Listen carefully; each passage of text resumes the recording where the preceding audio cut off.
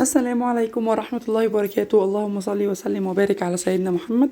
ازيكم احبابي؟ عاملين ايه؟ يا رب تبقوا بخير. وحشتوني جدا جدا جدا من الفيديو اللي فات.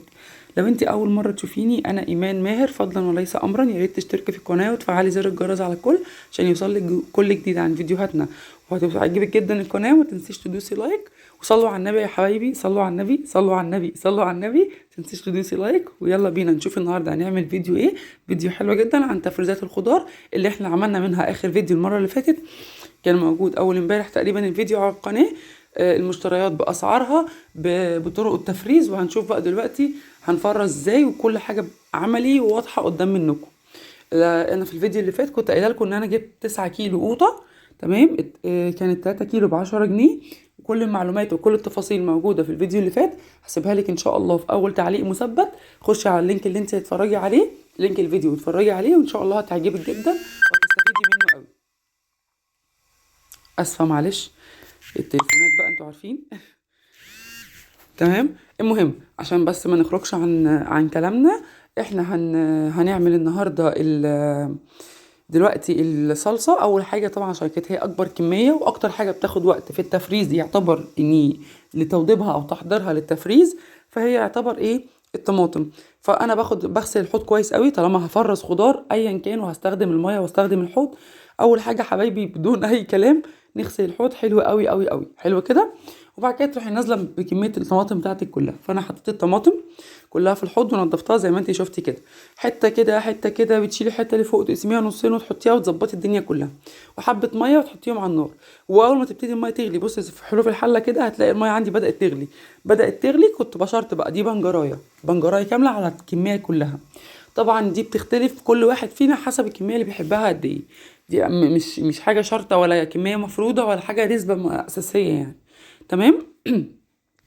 هتحطي البنجر كده فيها، تبشريه بالمبشره. ممكن تقطعيه وممكن تبشريه، بس انا افضل بالنسبه لي عشان يستوي وعشان يتفرم مع الطماطم لما اجي اضربها بيبقى مبشور افضل لي. ببشره كويس قوي واحطه بقى مع الصلصه كده يستوي، واسيبهم بقى مع نفسهم خالص لحد ما يوصلوا للمرحله اللي انتوا شايفينها دي.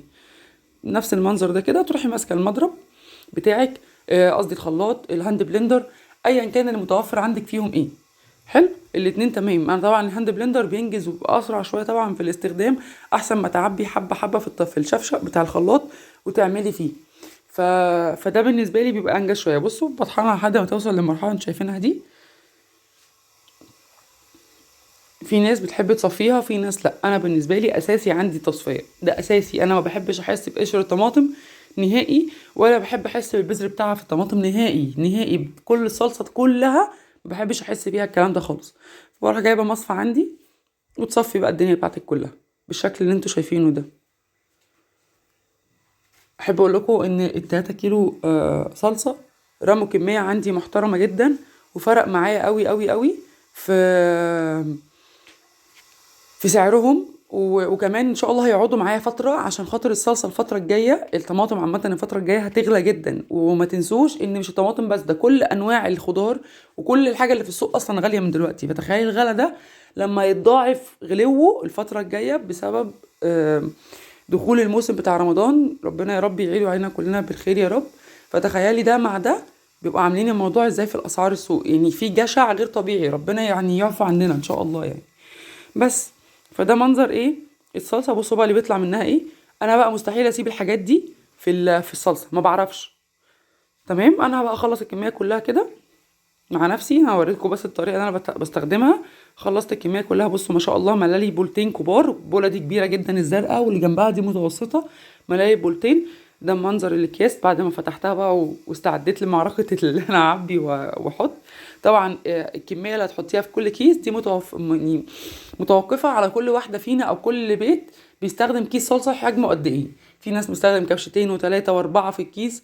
ربنا يزيد ويبارك يا رب في كل عيله حسب افراد العيله وحسب الطبخه اللي انت بتعمليها في الكميه قد ايه. فانا بالنسبه لي كبشتين ونص حلو قوي قوي قوي. بالنسبه انا لسه عيله صغننه، فالموضوع بالنسبه لي بيبقى حلو قوي. فما شاء الله الله اكبر عمل لي ما شاء الله 15 كيلو، 15 كيس طماطم، مش كيلو معلش، 15 كيس صلصه. حلو. كميه حلوه جدا وموفره جدا. وطبعا مش تخلص كلها في شهر واحد، هتقعد معايا حبه. وان شاء الله لو نزلت تاني في اخر الشهر ولا حاجه وجبت حاجات تانية من السوق ولقيت طماطم كده، هجيبه وهصلصل تاني ان احنا بنستهلكها بشكل يومي زي ما اتكلمنا قبل كده. ودي حاجه اساسيه جدا عندنا. تمام. نيجي بقى دلوقتي للخضار. ده الشبت والبقدونس والكزبره. انا المره اللي فاتت قلت لكم ان انا كنت جايبه من كل نوع 3 حزم، 3 شبت، 3 كزبره، 3 بقدونس. بينفعوني في ايه؟ عايزه اعمل ممبار بحط فيها، عايزه اعمل محشي بحط فيها، بصاره باخد حبه من الكيس وبحط. وجودها بيخليني يعني وجود الخضار عامه في البيت ايا كان بيخليكي طول ما انت مفرزه الحاجه ما بتصحيش الصبح انا لسه هنزل اجيب حاجات من السوق ومش عارفه. لا، التفريزات يا جماعه بتفرق جدا. والناس اللي بتقول ان لا انا بحب انزل اجيب الحاجه اول باول، هي التفريزات ما بتضرش الحاجه، ما بتاثرش في عمر الخضار، ما بتخليكيش تحس ان انتي الحاجه مش طازه ولا اي حاجه خالص. بتطلعي الحاجه تستخدميها زي ما كأنك لسه جايباها من السوق وعاملاها حالا، مفيش اي اختلاف. هي بس الميزه اللي انا بالنسبه لي ميزتين 3 او ميزتين بالاخص. بتستغلي الحاجة في الموسم بتاعها، بتستغلي السعر المناسب ليكي تعرفي تجيبي بيه، بتستغلي ان انت وفرتي وقت وتعب وراحة ليكي. فاهمة قصدي ايه؟ بس فالخضرة ممكن تكون ناس تانية كده شاي ده شبت وبقدونس وكزبرة، انا ممكن اصحى عايزة اعمل حبة محشي وعندي المحشي اطلعه كرومب مثلا او حاجة، بس ما فيش خضرة فمش هينفع انزل عشان معايا بيبي مثلا، مش هعرف انزل فالغي الفكرة خالص. وهكذا يعني ايا كان. بس فالحاجه الصغيره اللي انتوا شايفينها صغيره دي ممكن تبقى فعلا في وقت تاني تقولي الحمد لله انا كنت شايله كذا اهو نفعني لما جيت اعمل في وقت انا مزنوقه فيه. بس انا بقى قطعت كميه الخضره كلها زي ما انتوا شايفين كده. الخضره كلها قطعتها ونضفتها الاول وشلت الروز بتاعها وقطعتها ورحت غسلاها بالمنظر ده.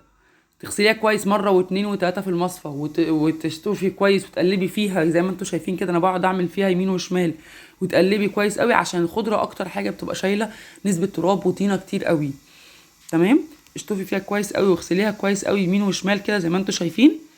وبعد كده خدي بقى طبق حطيه تحتيها بس وتنزلي بقى فيه. تبتدي تشوفي بقى الميه اللي بتنزل لسه لونها معكر او لونها لسه فيه تراب ولا حاجه، لا ادلقي ادلقي ادلقي لحد ما تظبطي الدنيا كلها. تمام.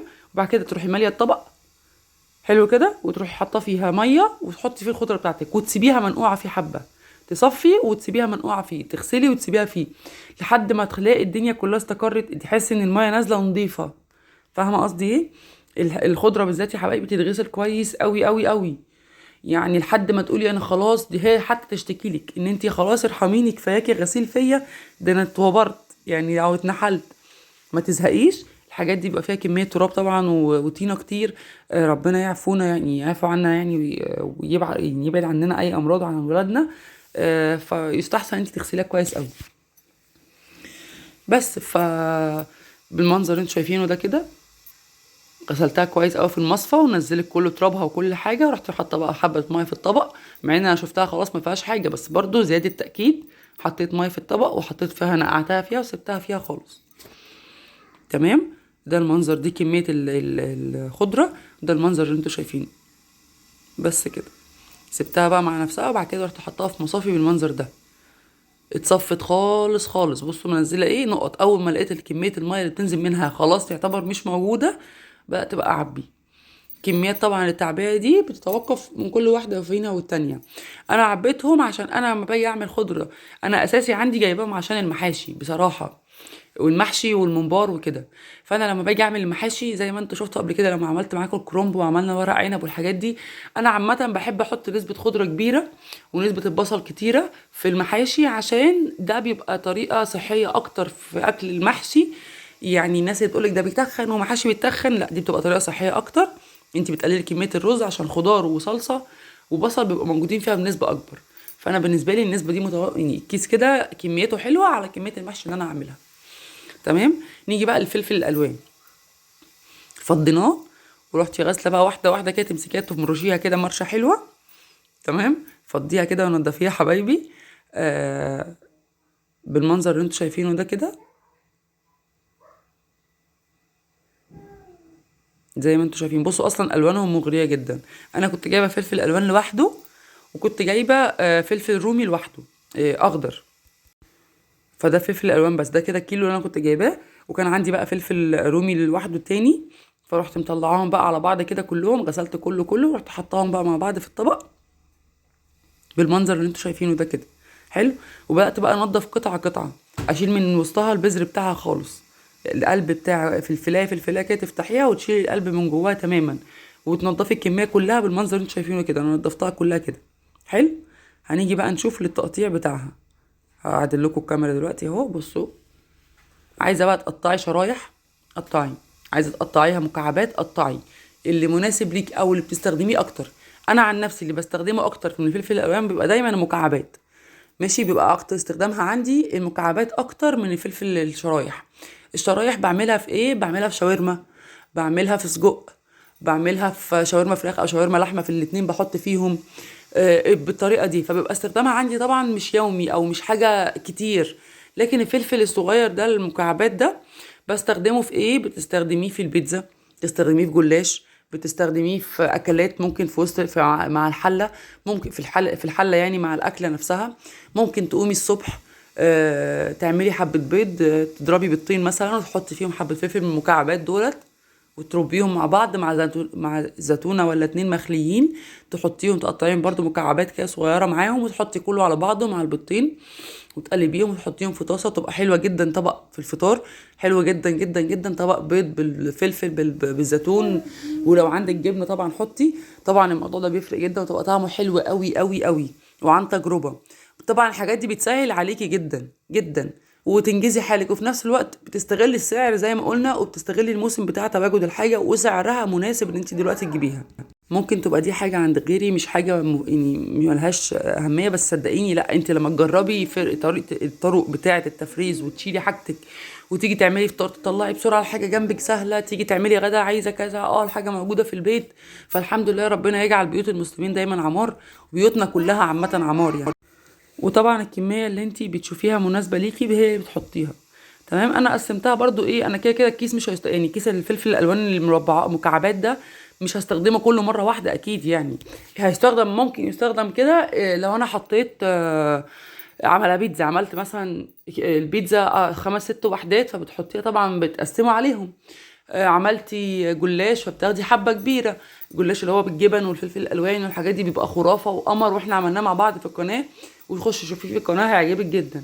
لو انت لغايه دلوقتي بتشوفي الفيديو ما صليتيش على النبي، صلي على النبي ودوسي لايك، ولو انت لسه ما اشتركتيش في القناه اشتركوا فيها، ويلا بينا مع بعض ونجمع اكبر قناه واكبر عيله مع بعض ان شاء الله. المهم، بتطلعي بقى الهواء كويس قوي كده. اهم حاجه زي ما عملنا في الخضره وعملنا وبنعمل في ده كمان، طلعي الهواء عامه في اي حاجه بتفرزيها، بتطلعي الهواء منها تماما على قد ما بتقدري. ادي المنظر، المنظر قمر. تعالي بقى للايه، للقمر التالت، الحلويات بتاعتنا واللي انا وبنتي بنتخانق عليها. الفراوله بالموز. تمام. بس طبعا الموز ما بيتغسلش، احنا فاهمين الكلام ده كويس قوي. الفراوله تتغسل كويس قوي قوي يا حبايبي قوي، لان هي فعلا المسام بتاعتها بتبقى معبيه كتير قوي تراب. فنغسلها كويس قوي، وتحطي بقى، هتشوفي دلوقتي بعد ما تشطفيها كويس وتنقعيها في ميه، هتروحي رايحه جايبه كده معلقتين بالظبط من الخل. يا اما هتحطي على الفراوله خل هتبوظ، لا مش هتبوظ، جربي وهتشوفي معايا دلوقتي احنا بنستخدمها ازاي. حطيتي المعلقتين بتوعك بتوع الخل، املي بقى الطبق، لفي كده بايدك فيها كويس قوي يمين وشمال. يا اما احنا ما ينفعش ننقعها في ميه وخل، دي تبوظ تطرى وتبوظ. انا ما قلتلكيش انقعيها، انا بقولك اغسليها بيه. الخل حلو قوي يا حبايبي عشان خاطر يقتل اي بكتيريا موجوده في الخضار، او اي حشرات احنا مش شايفينها، او اي تراب، اي حاجه، كله بينزل بسبب الخل ده. ماده منظفه ومطهره جدا جدا جدا. حلو. بالمنظر بقى القمر ده، تمسكي بقى الفراولايه كده تنضفيها على قد ما تقدري، ما تهدريش حاجه منها، لان هي ما شاء الله اصلا زي ما انتم شايفين ورده قدامك، والله العظيم حلوه جدا، كانت ناشفه وجميله وما فيهاش حاجه بايظه. بس انت على طول بس ايه، على قد ما تقدري شيلي الورده بس، اللي هي الخضره اللي فوق دي بس، ما تهدريش حاجه من الفراوله خالص، ما تشيش بسكينه يعني، على قد ما تقدري بس. وقسمي بقى تقطيعها على الكميات اللي انت مناسبه ليكي في الطبق. شوفي الطبق مناسب ليكي قد ايه كمياته وقطعيها فيه. تمام. بس بالشكل ده ممكن تقسميها نصين وتشيليها، ممكن تقطعيها شرايح زي ما انا بعمل كده. الافضل ليكي والمناسب ليكي اعمليها. انا ليه بقطعها شرايح كده؟ عشان خاطر الطبق ما يبقاش قابب لفوق قوي، وفي نفس الوقت لما اجي افرزه في الفريزر يبقى في اماكن اعرف احط فيها على بعض. فاهمه قصدي ايه؟ هي كده نفس الكميه اللي هقطعها نصين هي اللي هقطعها شرايح، بس بدل ما احطها نصين على بعض فالنص بياخد حيز فبقيت اقطعها شرايح كده عشان اعرف احط الطبق على بعض في الفريزر، ما تبقاش الدنيا فيها كلكعه وتاخد كميه كبيره وتلاقي العدد صغير اصلا، واخد المساحه دي كلها ليه؟ عشان احنا اتصرفنا فيها غلط من الاول. فاهمه قصدي؟ بس ادي بقى الموز اللي انا قطعته، قطعناه مع بعض. انزلي بقى بكميه الموز اللي انت عملتيها. دول كانوا حوالي 5 أو 6 صوابع موز، تقريبا 5. عصرت عليهم الليمون زي ما انتوا شفتوا كده، ورحت مقسماهم بقى ايه. طبعا انا بخلي نسبه الفراوله اكتر، تمام. فبحط نسبه موز قليله شويه، مبحبش الموز كتير قوي فيها برضو، او مش ما بحبهاش، ببقى يعني عشان كده كده بعملها بلبن، يعني بتبقى بحط معاها لبن، وممكن اعملها من غير لبن خالص تبقى ميه وسكر بس، على حسب. فانا بستكفى جدا بكميه موز قليله وتبقى الفراوله اكتر، انا بحبها كده، تمام. وطبعا دي متوقفه على ذوق كل واحد فيكو او فينا، بيحب ايه وما بيحبش ايه، تمام. بس طبعا الموز اللي انا كنت مقطعاه الكميه ما كفتش 6 اطباق، فانا قطعت اسبوعين تاني وعصرت عليهم ليمونه زي ما انتوا شايفين كده. طريقتي بقى العصره دي والنظام ده، انسي بقى ان الموز يسود معاكي وان طلعت تلاقيه لونه بني، ويا من ده الموز ما ينفعش يتحط في الفريزر. لا، اي حاجه تفرزيها، بس كل حاجه ليها طريقه تفريز، اعرفي الطريقه ايه واعمليها. كل حاجه وليها طريقه تفريز، مفيش حاجه ما ينفعش تتعمل، كل حاجه ينفع تتعمل، بس ست شاطره تفكر وتشوف ايه اللي هيناسب بيتي وهيناسبني وهعرف اعمله، تمام. دلوقتي بقى احنا بنعمل ايه؟ ده يا ايمان اللي في ايدك ده بنجر يا حبايبي، ده القمر، ده بقى الافاده اللي ولادنا هياخدوها حلوه جدا من غير ما يحسوا بيها، وفي نفس الوقت هو بيعزز اللون قوي قوي قوي قوي. يعني لو الفراوله مش كتير او حاجه لونها فاتح او كده، البنجر اكتر من يعني، بغض النظر عن افادته الفظيعه اللي بناخدها منها، كميه الافاده اللي بتنزل فيها، بس بتخلي اللون قمر قمر قمر، بيبقى حلو جدا، بيبقى احمر بمعنى الكلمه. واغلبيه الكافيهات بيعملوا كده، يا اما بيحطوا لون، يعني لو مش بيحطوا طبعا بنجر ولا حاجه، بيحطوا لون بقى احمر عشان يزودوا الحمار بتاع الفراوله قوي، تمام. بس هتنزلي بقى بالاسترتش بالمنظر بتاعك ده كده القمر. شوفي بقى منظر استرتشات القمر كده بتلمع على الاكياس وعلى الاطباق، بلفهم في استرتش. عايزه بقى تشيليهم في الكيس شيلي، عايزه تشيلي في اطباق واسترتش كده شيلي. عندك علب اللي الشفاف دي البلاستيك اللي مناسب ليكي والاريح ليكي، كله صح وكله كويس، مفيش حاجه معينه صح غلط. ادي بقى اللي احنا عملناه النهارده كله في التفريزات. صلي على النبي، لو انت لغايه دلوقتي ما صليتيش على النبي هزعل منك، صلي على النبي وتدوسي لايك واشتركي في القناه اللي انت لسه ما اشتركتيش، وتعالوا بقى نشوف الفيديوهات. بصوا بقى ما شاء الله، الله اكبر، كميه الصلصه من 3 كيلو، من 9 كيلو صلصه عملت 15 كيس. وادي الاربع اكياس بتوع الخضره، بصوا نضيفه وناشفه وحلوه وقمر ازاي. تعالوا بقى على الفلفل الالوان، بصوا حلاوته، بصوا يا ناس، بصوا حلاوته، بصوا يا ناس. وادي يا ستي الموز والفراوله، ايه رايكم؟ قولوا لي رايكم ايه. بس اشوفكم على خير الفيديو اللي جاي. لو انت لسه ما دوستيش على اللايك، دوسي على اللايك. السلام عليكم ورحمه الله وبركاته، اشوفكم على خير، مع السلامه حبايبي.